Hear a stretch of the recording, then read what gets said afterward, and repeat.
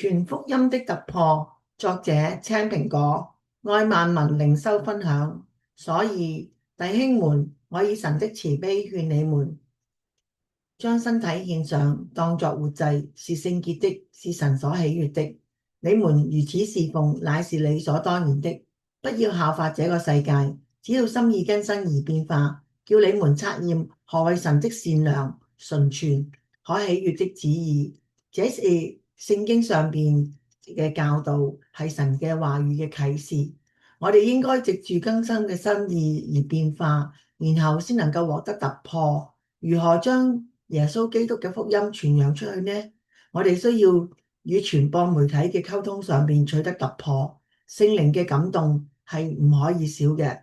透過佢嘅幫助，我哋就知道我哋嘅路向點樣走啦。透過網絡嘅透過網絡去研讀聖經啦，可以讓聖靈嘅感動充滿你嘅心思意念㗎。喺基督裏邊嘅突破係一種轉變性嘅時刻，個人嘅經歷係超自然嘅介入。透過與神更深嘅連結，並且可以喺耶穌裏邊獲得最新嘅目標同埋力量，從而克服恐懼、懷疑或者罪惡等屬靈嘅掙扎。佢可以係初次嘅歸信，亦都可以係長期障礙嘅解決，或者係對神嘅信實同埋能力嘅全新認識。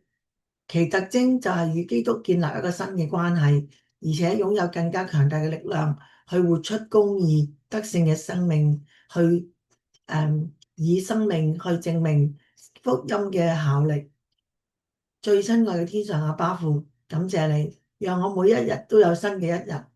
求你用聖靈帶領我去做你悅納嘅事工，啟示我用心意更新嘅方法去傳福音，傳到地極，使萬民作你嘅門徒，讓我能夠肩負起你俾我哋嘅最大嘅使命。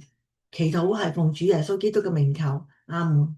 各位網上面嘅朋友同埋主內嘅弟兄姊妹，如果你有感動嘅話咧，就俾個 like 我啦。如果你覺得可以同朋友分享咧，就撳 share 啦。如果你覺得想知多啲愛萬民靈修分享嘅小道理嘅話咧，咁就可以撳右下角嘅鈴鐺，免費訂閱神嘅平安文道啦。願神大大嘅祝福你，再見。